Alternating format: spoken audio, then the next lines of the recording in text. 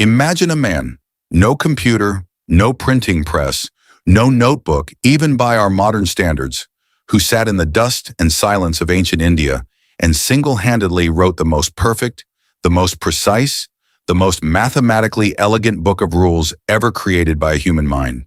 Not a book of numbers, not a book of equations, a book of language. And yet, what he built was so logical, so compressed, so breathtakingly structured that computer scientists in the 20th century looked at his work and said, "This man invented something we only thought we invented." His name was Panini.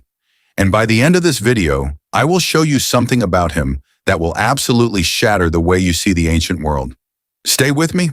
Welcome to Numbers and Narratives by Bless Wright, the channel where we go back in time and find the mathematicians, the thinkers, the geniuses that history either forgot or never told you about.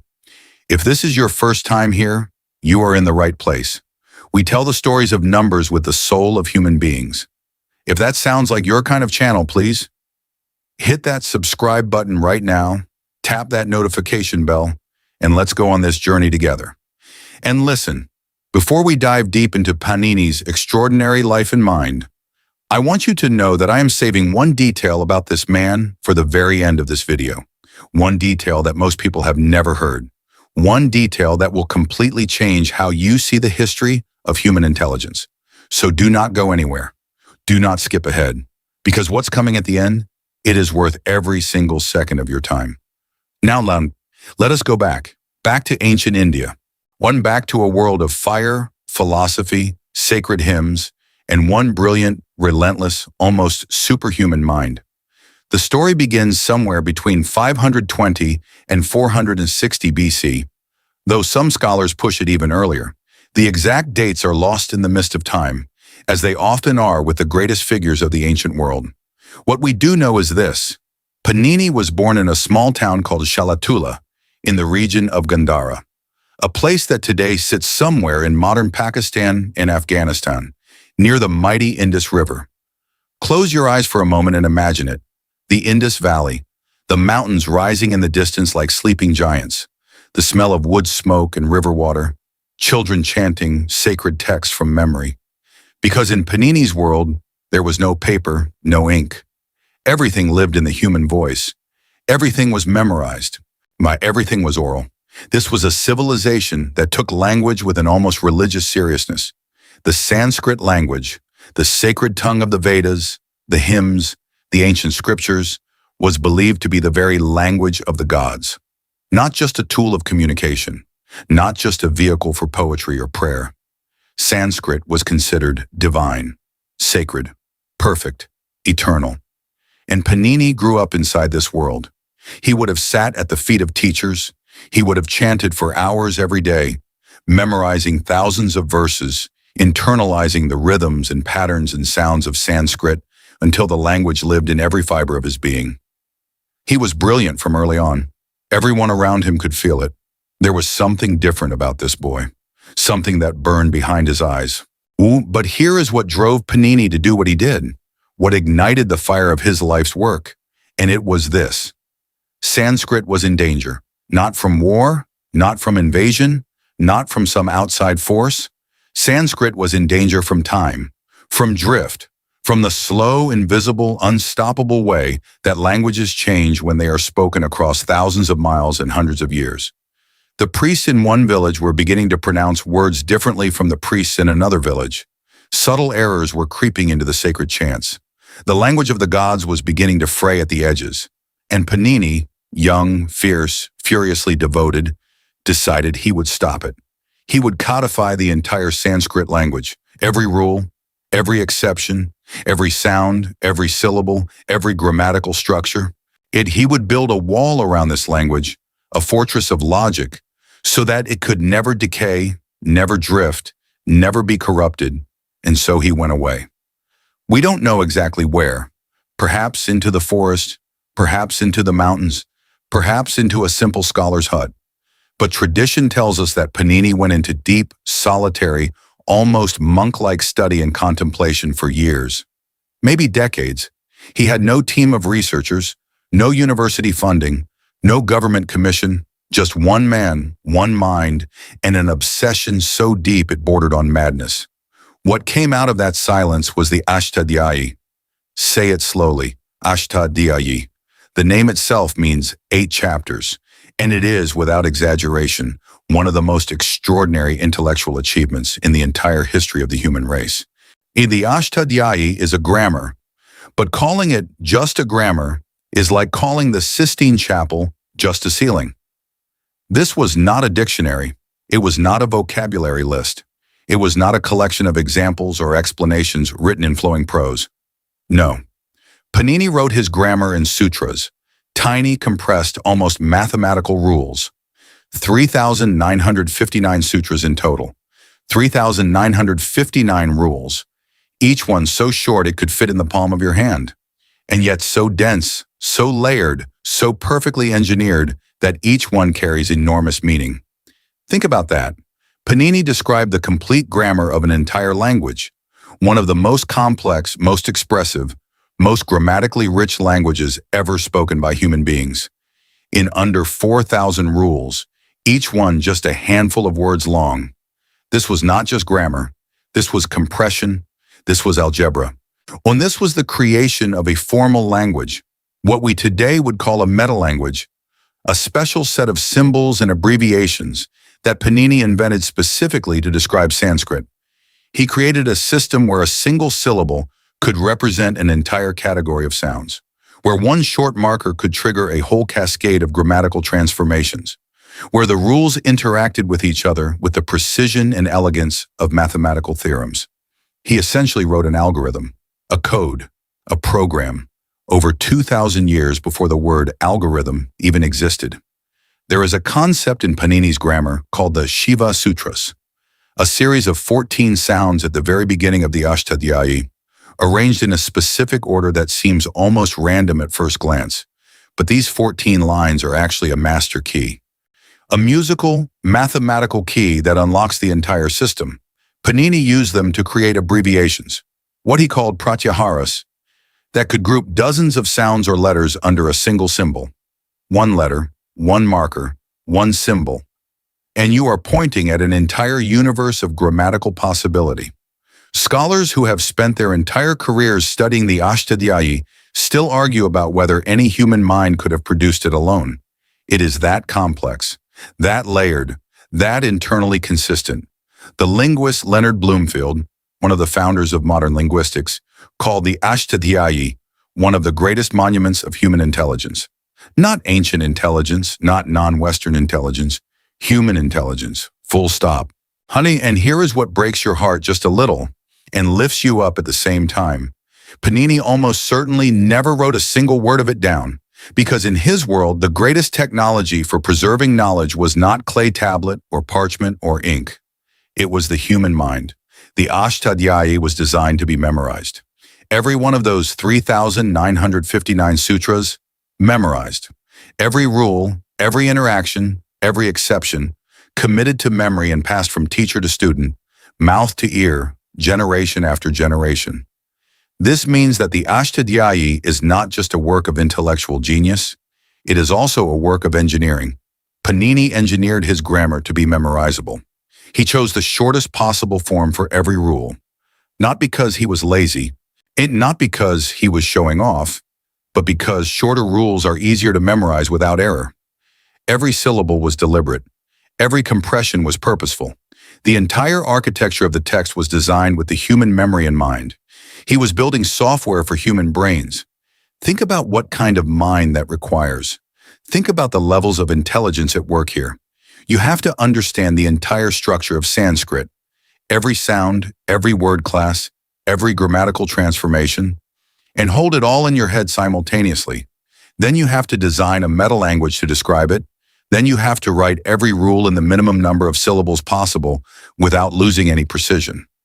Then you have to ensure that all 3,959 rules interact with each other consistently, with no contradictions, no redundancies, no gaps. That is not the work of a grammarian. That is the work of a mathematician, a logician, a programmer, a systems architect.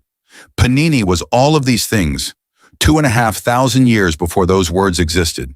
His influence did not end with Sanskrit. It spread. It permeated. It echoed down through the centuries in ways that would take millennia to fully understand.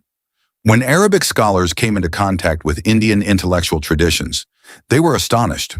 When European linguists in the 18th and 19th centuries rediscovered Sanskrit and encountered the Ashtadayi, it triggered a revolution in Western linguistics.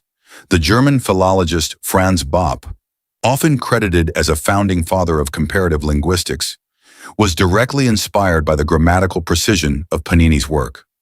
The realization that Sanskrit, Latin, Greek, or Persian, and other languages all shared a common ancestor, what we now call Proto-Indo-European, grew in large part from the tools that Panini had provided for analyzing language with mathematical rigor.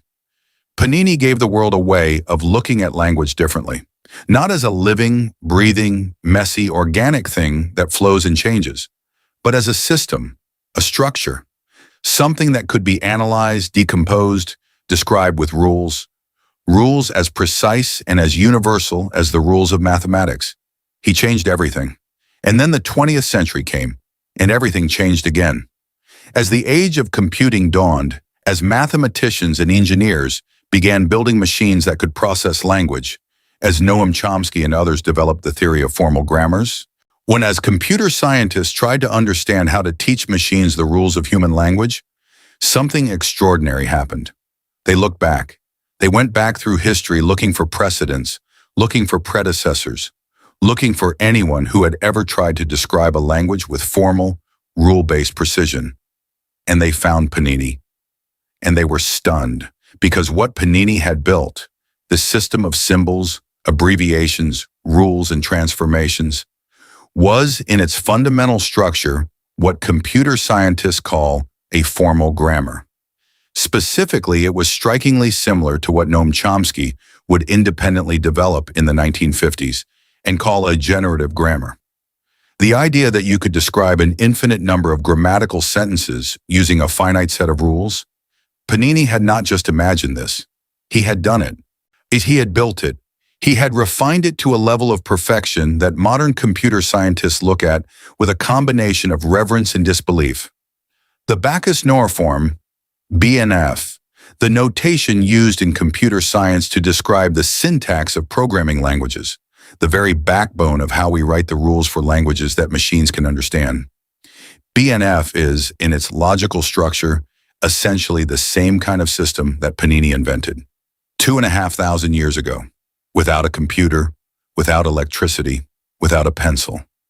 Just a human mind on fire with an idea. There is something almost unbearably moving about this. Here was a man in ancient India who was trying to protect a sacred language from the ravages of time. He had no idea that what he was building would one day be seen as a foundation stone of computer science. He had no idea that the same logical structures he was using to describe Sanskrit sounds would one day be used to describe the syntax of Java, of Python, of C++. He was not trying to invent the future. He was trying to preserve the past, and in doing so, he gave us something timeless. We don't know much about Panini the man. We don't know his face. We don't know his voice. We don't know if he had a family, or if he laughed easily, or if he was the kind of person who sat in silence or filled every room he walked into with energy. History has not preserved those things. What history has preserved is the Ashtadayi, and the Ashtadayi is Panini. Every compressed sutra is a fingerprint of his mind. Every abbreviated symbol carries the weight of his years of solitary burning thought. When you sit with his text, when you try to unpack even one layer of its extraordinary depth, you feel the presence of someone who was not just intelligent, but ferociously, almost frighteningly alive in their intelligence. Centuries passed after Panini. Kingdoms rose and fell. Empires swallowed each other. The great libraries of the ancient world burned to ash. Languages died. Civilizations crumbled. And through all of it, through every catastrophe and every darkness, the Ashtadayi survived, preserved in the memory of dedicated scholars, passed from teacher to student, whispered in the ears of the next generation. Because some things are too important to die, Panini belongs in the same conversation as Euclid, as Archimedes, as Al-Khwarizmi, the father of algebra, as Newton, as Leibniz, as Turing. He is one of the supreme mathematical intellects in the history of our species. And yet, in the popular imagination, in the textbooks of most schools, in the narrative of who invented what and who built what, he is largely absent. That is the injustice that this channel exists to correct. And now, I promised you something. I promised you one detail, one striking, almost unbelievable detail that most people have never heard. The detail I saved for the very end. Here it is. In the Ashtadayi, Panini uses a device called the anuvritti, a system where the meaning of a rule continues silently into the next rule, carried invisibly without being restated. In other words, Panini built inheritance into his grammar. A rule could inherit properties from the rule before it without explicitly repeating them. The information flowed forward, invisibly through the text. Object-oriented programming, inheritance, the foundational concept that underlies most of modern software development, the idea that a class of objects can inherit properties from a parent class.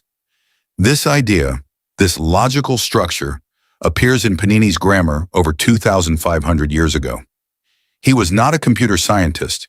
He did not know what an object was in any computational sense. But the logical structure of his mind, the architecture of his system, arrived at the same profound insight that would take humanity another 2,500 years to rediscover and build machines around. That is Panini. That is who he was. A man so far ahead of his time that time itself had to catch up to him. And that is the numbers and narratives promise, to find these people, to dust them off, to hold them up in the light where they belong. If this story moved you, if it expanded something in your mind, if it made you see ancient India or ancient genius or the history of mathematics and language in a new way, then please do this one thing. Share this video. Share it with someone who thinks they know the history of mathematics. Share it with someone who has never heard the name Panini. Share it with anyone who has ever been told that the story of human intelligence is a Western story. Subscribe to Numbers and Narratives by Blessright. Hit the like button. Drop your thoughts in the comments below. I read every single one, and come back, because there are dozens more stories like this one. Stories of ancient brilliance. Stories of forgotten geniuses. Stories that the world desperately needs to hear. Until next time, keep counting, keep questioning, and never stop narrating.